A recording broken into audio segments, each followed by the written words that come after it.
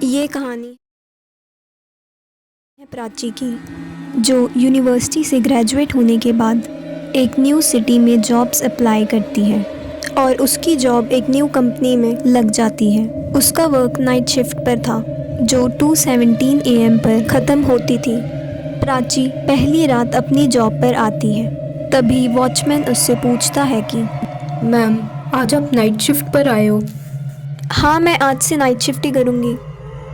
और Prachi lift number 2 में चली जाती है, पर लिफ्ट नीचे की तरफ चल रही थी, जिसे देखकर प्राची बहुत ज़्यादा डर जाती है।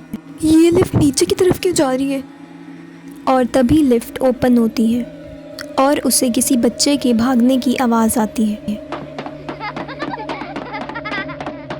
कॉरिडोर में तो कोई भी नहीं है, तो ये आवाज़ कैसे आ रही है? उसे ऐसा फील होता है कि जैसे किसी छोटे बच्चे ने उसका हाथ पकड़ा हुआ है।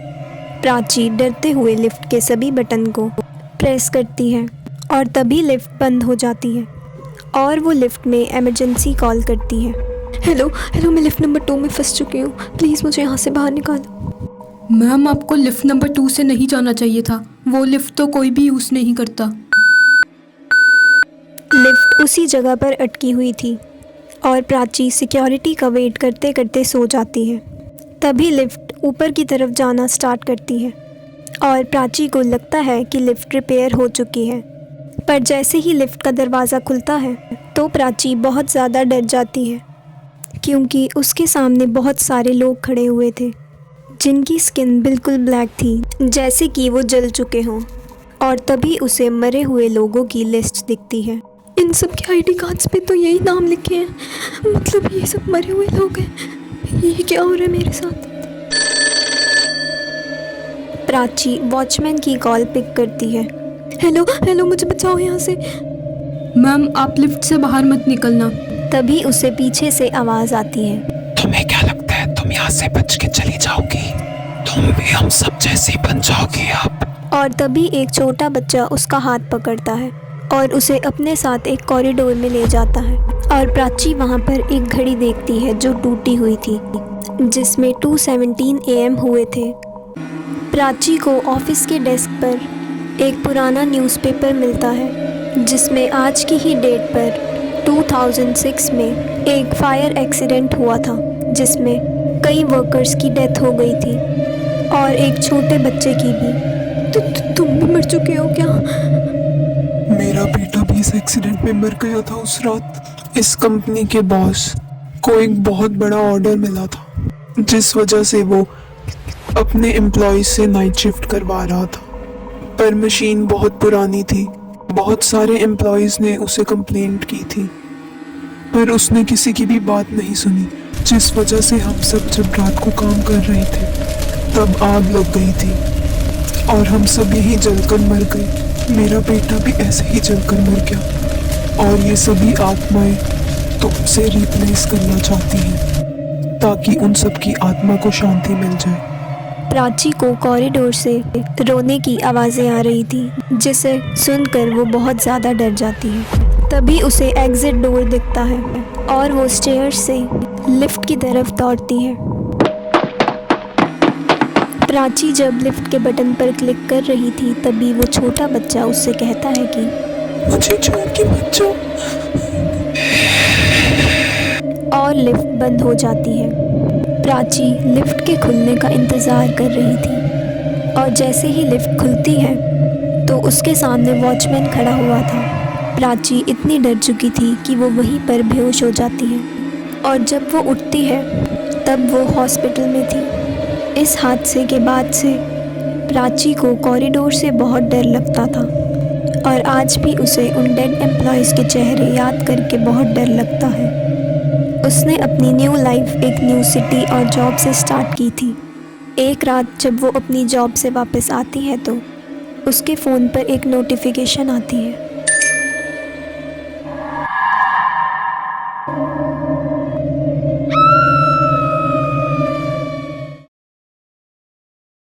ये कहानी है 4 दोस्तों की, आरव, रिया, मान्या और राहुल, जो कंटेंट क्रिएटर्स थे और उन्हें पैरानॉर्मल चीज़ों को अपने कैमरे में कैद करना बहुत पसंद था। और आज भी वो इसी खोज में निकल पड़ते हैं। और तेज़ बारिश आने की वजह से वो सभी एक टी स्टॉल पर रुकते हैं और तभी एक बूढ़ा अंकल उन्हें कालपुर के बारे में बताता है। कालपुर एक रहस्यमयी गांव है। वो गांव ढूंढने पर भी नहीं मिलता क्योंकि वो अपने शिकार को खुद चुनता है। ऐसा कहा जाता है कि कालपुर पहुंचने से पहले एक टूटा मंदिर दिखाई देता है। खैर, ये लीजिए चाय। और वो चारों कालपुर की खोज में निकल पड़ते हैं। उन्हें वही टेंपल दिखता है जो उस बूढ़े अंकल ने उन्हें बताया था। जैसे ही वो कार से उतरते हैं तो उनके कैमरास और फ़ोन चलने बंद हो जाते हैं और उन्हें मिट्टी पर बहुत सारे पैरों के निशान दिखते हैं, पर दूर दूर तक कोई भी नहीं था।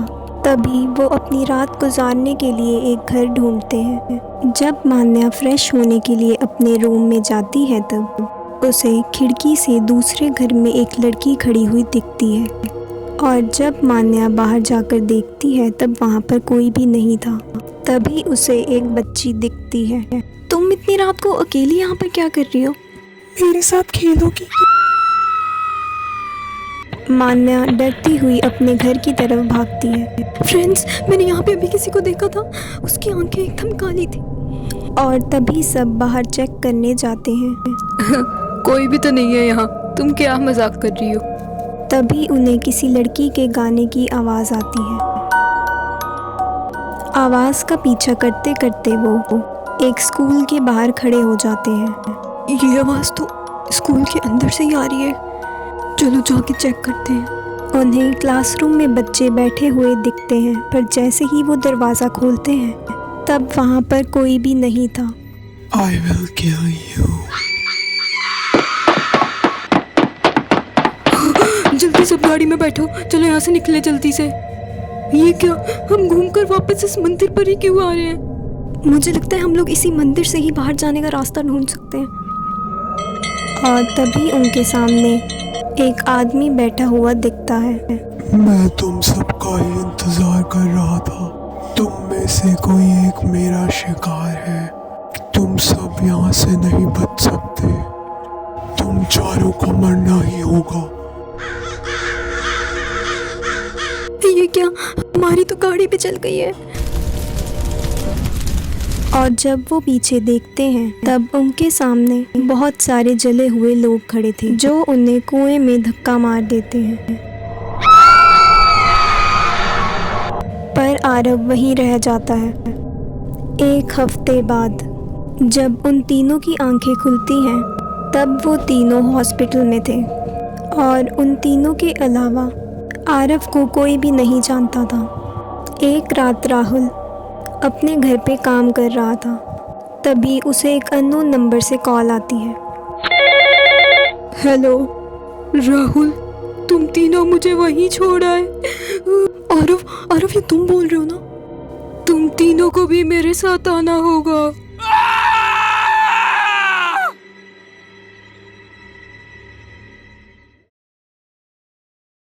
ये कहानी है मानसी की, जो यूनिवर्सिटी के फाइनल ईयर में थी और एक न्यू अपार्टमेंट लेती है।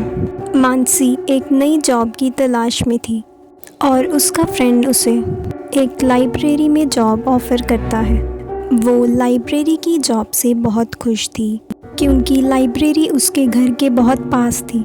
अगले दिन से मानसी यूनिवर्सिटी के बाद अपनी जॉब पर आ जाती है और जब वो बेसमेंट में बुक्स रखने के लिए जाती है तब उसे कुछ आवाज़ आती है। उसे एक पुराना रजिस्टर मिलता है जिसमें एक लड़की की फ़ोटो थी और वो लाइब्रेरी ओनर से उसके बारे में पूछती है। हाँ, ये बहुत साल पहले गायब हो गई थी। तुम जाओ अपना काम करो। 11 बज गए थे और मानसी की शिफ्ट ओवर हो गई थी और वो लाइब्रेरी बंद करके जा ही रही थी। तभी उसे लाइब्रेरी के अंदर एक लड़की दिखती है और जब वो दोबारा देखती है तब वहाँ पर कोई भी नहीं था। मानसी को लगता है कि ये उसका वहम था और जब वो अपने अपार्टमेंट में रात को सो रही थी तभी उसे किसी के रोने की आवाज़ आती है ये आवाज़ तो वॉशरूम से आ रही है। ये लाइट्स को क्या हो रहा है? उसे मिरर पर हेल्प मी लिखा हुआ दिखता है। ये सब देखकर मानसी बहुत ज़्यादा डर जाती है। अगले दिन जब मानसी लाइब्रेरी में काम कर रही थी तब उसे ऐसा लग रहा था कि जैसे उसे कोई देख रहा है। तभी उसे किसी के चलने की आवाज़ आती है और उस आवाज़ का पीछा करते करते वो एक रूम तक पहुंचती है जहां पर उसे एक डायरी मिलती है। ये डायरी तो एमिली की है। जून 14, रेयान आज भी मुझे देखने आया। कैसा कोइंसिडेंस है, मेरे बॉयफ्रेंड का नाम भी रेयान है। जून 16, अगर मुझे कुछ भी हुआ तो इसका जिम्मेदार रेयान है। Help me.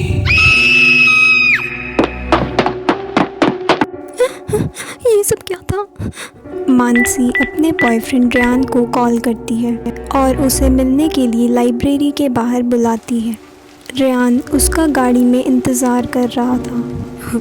क्या हुआ? तुमने इतनी जल्दी में मुझे यहाँ क्यों बुलाया? तुम किसी एमिली को जानते हो? एमिली? तुम उसे कैसे जानती हो? मैंने तुम्हें पहले ही बोला था उस लाइब्रेरी में काम मत करो। मैं तुमसे बाद में मिलूंगा। मानसी को ऐसा लग रहा था रेयान ने ही एमिली को मारा है और वो एमिली के बारे में सोचना बंद नहीं कर पा रही थी, जिस वजह से वो फिर से बेसमेंट में जाती है और उसे अलमारी के पीछे एक स्केलेटन मिलता है। ये सब क्या हुआ एमिली के साथ? तभी उसे रेयान की कॉल आती है और वो उसे मिलने के लिए बुलाता है। ये बात 2 साल पहले की है। मैं एमिली को बहुत पसंद करता था, पर तुम्हें पता ही है मैं इंट्रोवर्ट हूँ, तो मैं उसे दूर से कैफ़े से ही देखा करता था। पर एमिली को लगता था कि मैं उसे स्टॉक कर रहा हूँ। पर फिर कुछ दिन बाद एमिली एकदम से ही गायब हो गई और मुझे लगता है कि लाइब्रेरी के ओनर ने ही उसके साथ कुछ किया था। रेयान और मानसी एमिली की मौत का सच पता करने के लिए रात को बेसमेंट में जाते हैं। तभी कोई मानसी पर अटैक करता है और वो वहीं पर बेहोश हो जाती है। 2 दिन बाद जब मानसी को होश आता है तब रेयान उसे बताता है कि लाइब्रेरी का स्टाफ ही साइको किलर था जो फीमेल स्टाफ को किडनैप करके टॉर्चर करता था और उन्हें मार कर डेड बॉडी को बेसमेंट में रख देता था। एमिली के साथ भी उसने यही किया था, जिस वजह से एमिली की आत्मा को आज तक भी शांति नहीं मिली थी और उसी रात लाइब्रेरी ओनर की भी डेथ हो जाती है, जिसके बाद से लाइब्रेरी को हमेशा हमेशा के लिए बंद कर दिया था।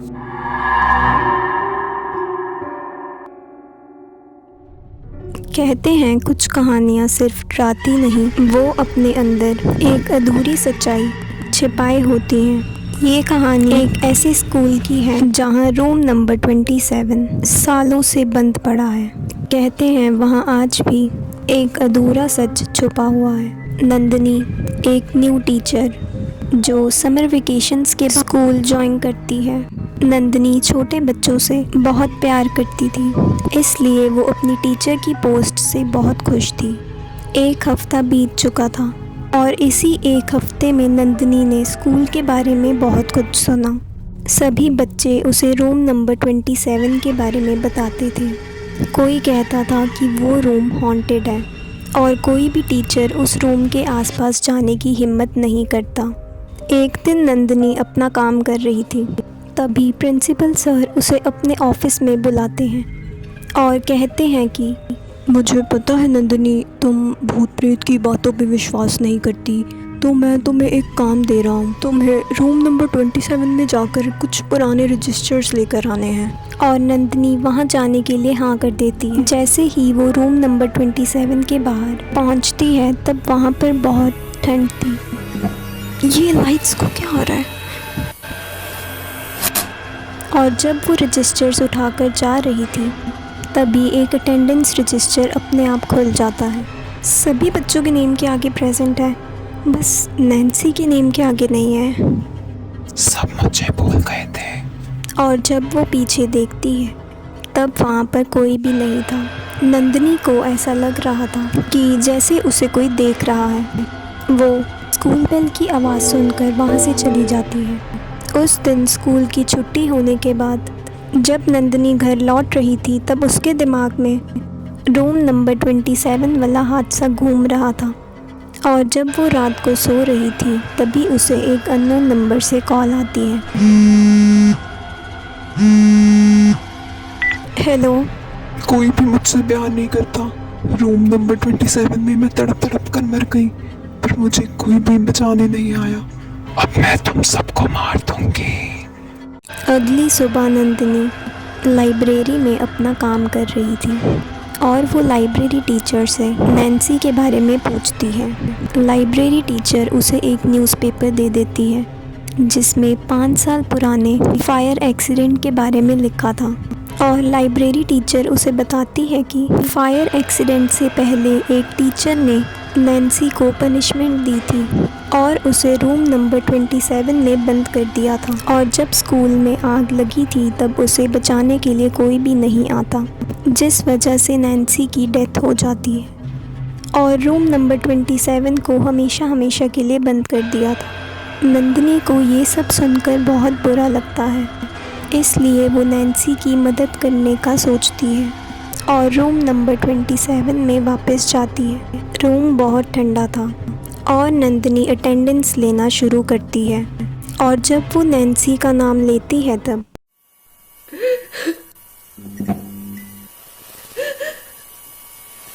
मैं तुम्हें मार दूंगी। तुम में से किसी ने भी मुझे याद नहीं किया। मैं तड़प तड़प कर मर गई। अब मैं तुम्हें भी मार दूंगी। मैं तुम्हारी मदद करना चाहती हूँ नैन्सी। तुम्हें मरना होगा। नंदिनी कांपते हुए हाथों से रजिस्टर को उठाती है और नैन्सी के नाम के आगे प्रेजेंट लिख देती है। नैन्सी वहाँ से गायब हो जाती है। पूरे रूम नंबर 27 में एक रोशनी आ जाती है। उस दिन के बाद से रूम नंबर 27 में कोई भी हादसा नहीं होता था।